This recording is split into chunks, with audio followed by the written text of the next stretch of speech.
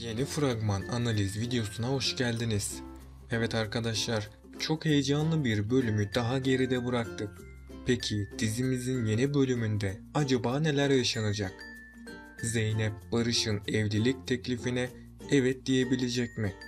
Zeynep, Mehdi ve Barış arasında bir seçim yapabilecek mi? Ekrem, Zeynep'i rahat bırakacak mı? Mehdi, Benali evde tutmayı başarabilecek mi? Hepsinin cevabı ve daha fazlası bu videoda.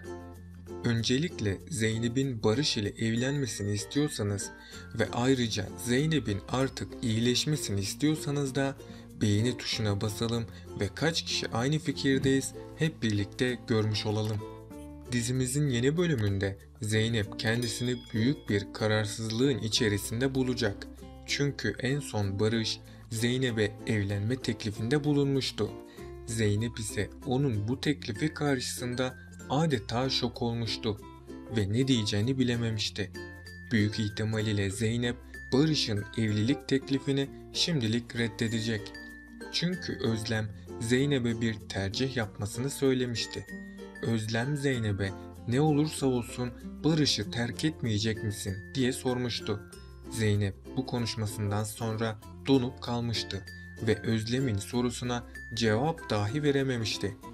Çünkü Zeynep her seferinde suçluluk duygusu hissetmekte. Zeynep şimdiye kadar iki annesini de üzmek istememişti.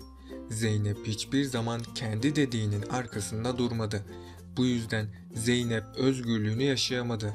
Çünkü doğduğu ev onun kaderi olmuş durumdadır.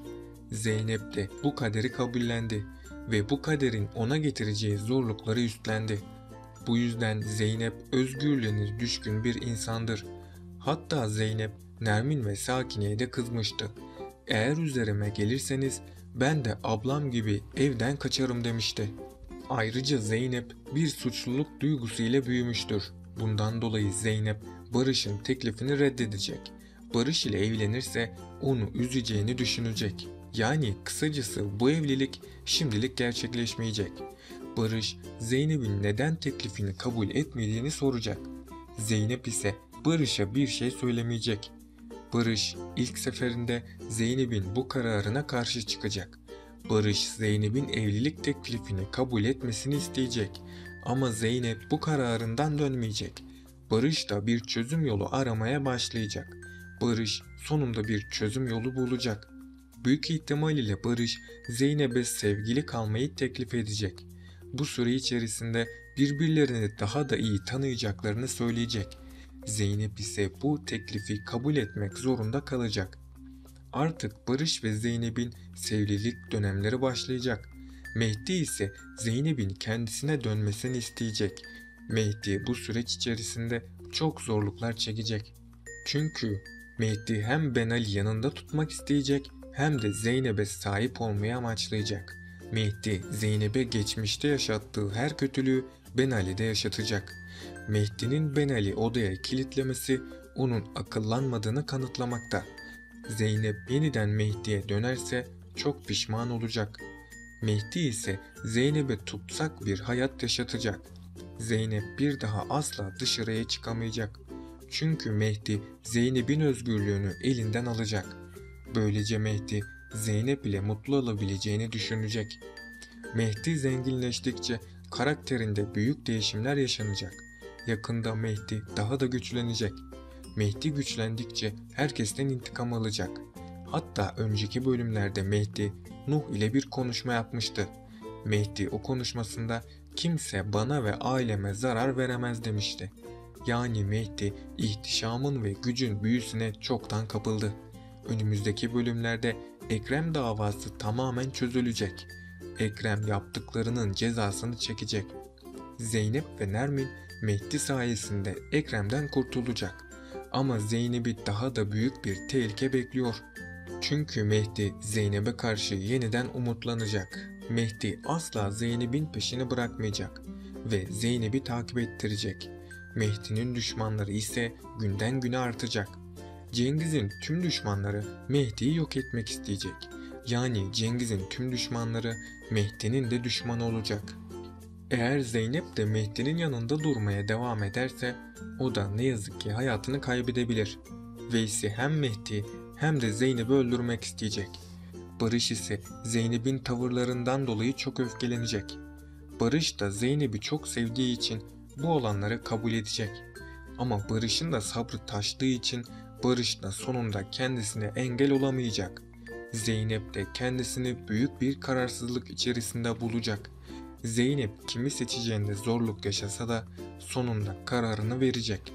Büyük ihtimal ile Zeynep Barış'ı seçecek. Barış da Zeynep'in kendisini seçmesi üzerine çok mutlu olacak. Ama Barış'ı da bu yolda çok büyük bir tehlike bekliyor.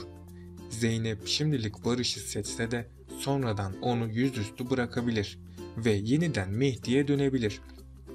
Zeynep'in mantığı Barış'ı istese de kalbi hala Mehdi istiyor. Zeynep böyle yapmaya devam ederse herkesin hayatı zarar görecek. Sonunda Zeynep yalnız kalacak. Ayrıca Barış'ın psikolojisi de sağlıklı değildir. Barış'ın çocukluktan kalan çok büyük bir acısı var. Çünkü Savaş felç olduğu için annesi hep onun yanında olmuştu. Barış da annesinden ilgi göremediği için çok sıkıntılı bir çocukluk geçirmişti. Barış, Zeynep'in kendisiyle ilgilenmemesi üzerine yine çok üzülecek. Barış'ın bu davranışları yakında saplantılı bir aşka dönüşecek. Barış her zaman Zeynep'in kendi yanında olmasını isteyecek. Barış Zeynep'e evlenme teklifi etti. Zeynep ilk başlarda bu teklifi reddedecek ama daha sonrasında Zeynep bu teklifi kabul edecek. Ama yine üzülen kişi olacak. Çünkü Barış evlilikleri boyunca Zeynep ile bir aşk hayatı yaşayacak. Barış da onunla evlenmenin gereksiz olduğunu fark edecek. Sonrasında da Barış Zeynep'i aldatacak. Zeynep dikkatli olmazsa Barış tarafından yakında aldatılacak. Tabii bu durumdan Barış da büyük zararlar görecek. Çünkü Mehdi Zeynep'in aldatıldığını görünce hemen ona sahip çıkacak. Mehdi Zeynep'in yaşadığı kötü olaylardan intikam almak için Barış'ı iflas ettirecek. Yani Zeynep ve Mehdi yakında tekrardan birlikte olacak. Mehdi'nin Benel ile evlilikleri hiçbir zaman iyiye gitmeyecek.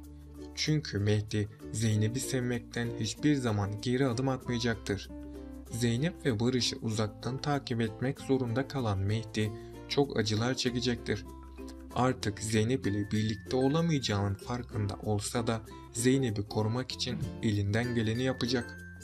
Bugünkü analiz videomun da sonuna geldik. Bunun gibi videolarının devam etmesini istiyorsanız kanalıma abone olup bu videoyu beğenerek bana ve dizimize destek olabilirsiniz. Sonraki videolarda görüşmek dileğiyle, hoşça kalın.